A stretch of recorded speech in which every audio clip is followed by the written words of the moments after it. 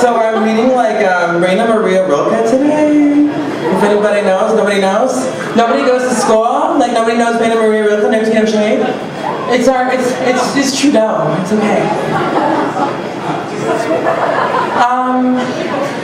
Raina Maria Rilke is the Letters to a Young Poet is a book that I bring with me to places maybe sometimes that I feel out of place or unsafe or something. And I find it's something that I almost bring with me as a protection. And I'm so out of breath. So this is either going to be incredibly sexy or incredibly boring, we'll see.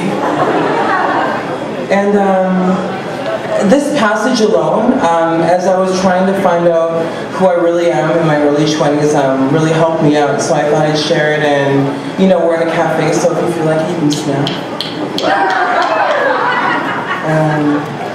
So here we go. A little pretense about this book as well. I believe Raina Maria Rilke is like a lonely German writer who's published a few books, and this fella who's going to a boarding school for folks who were about to be in the military. The person who's going to military school kind of sent them a few letters asking Rilke about what you think of my writing. What do you, like, can you give me any advice? Is it good? Is it not good? And this is what Rilke wrote. I'm reading, guys.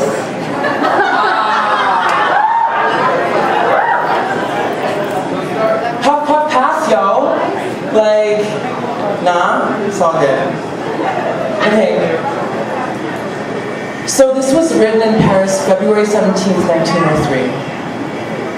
Dear Sir, your letter arrived just a few days ago. I want to thank you for the great confidence you have placed in me. That is all I can do. I cannot discuss your verses, for any attempt at criticism would be foreign to me. Nothing touches a work of art so little as words of criticism. They also result in more or less fortunate misunderstandings.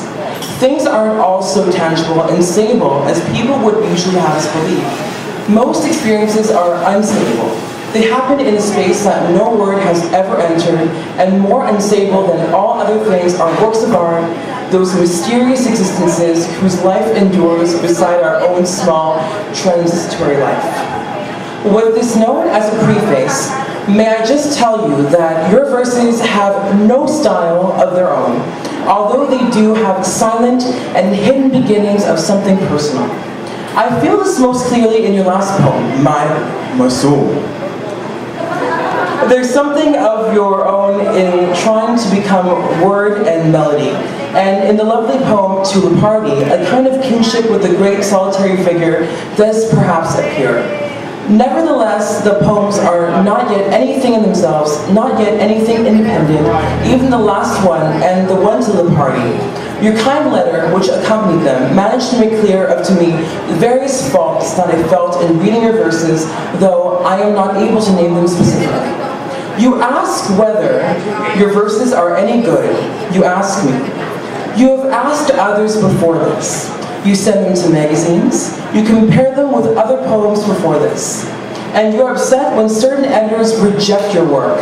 Now, since you have said you want my advice, I beg you to stop doing that sort of thing. You are looking outside, and that is what you should most avoid right now.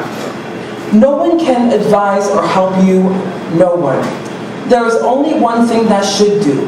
Go into yourself, to that place of reason that commands you to write. See whether it has spread its roots into the very depths of your heart. If someone is a sweet person, if they can bring me a tissue, I would love you right now.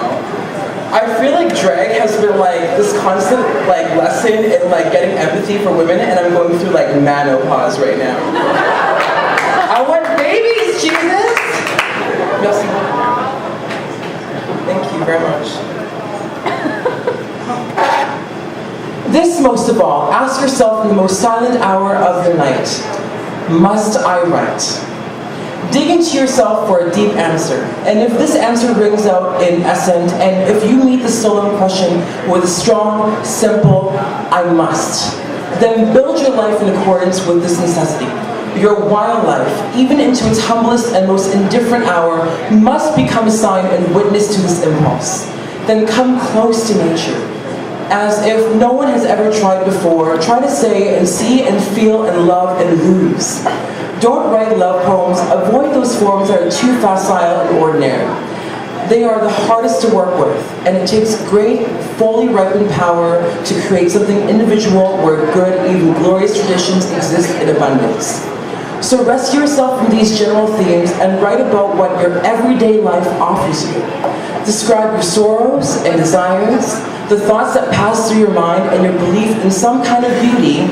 Describe all those with heartfelt, silent, humble sincerity, and when you express yourself, use the things around you, the images from your dreams, those trips from the SkyTrain, and the objects that you remember.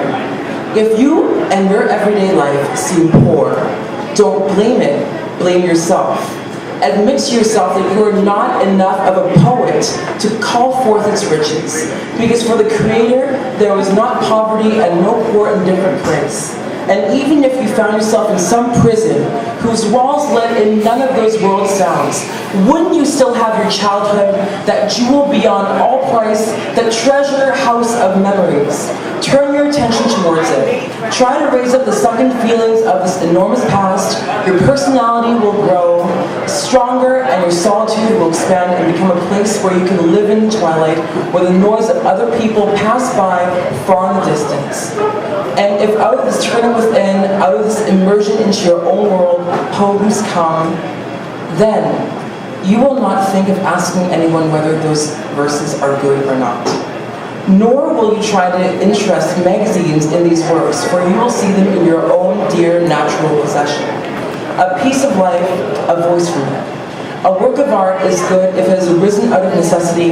That is the only way one can judge. So, dear sir, if I can give you any advice, I would give you this: to go into yourself and see how deep the place is from which your life flows. And in this source, you will find the answer in the question whether you must create.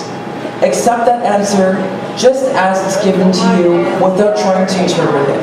Perhaps you will discover that you are called to be an artist. Then take the destiny upon yourself and bear it and its burden and its greatness without ever asking what reward might come from outside.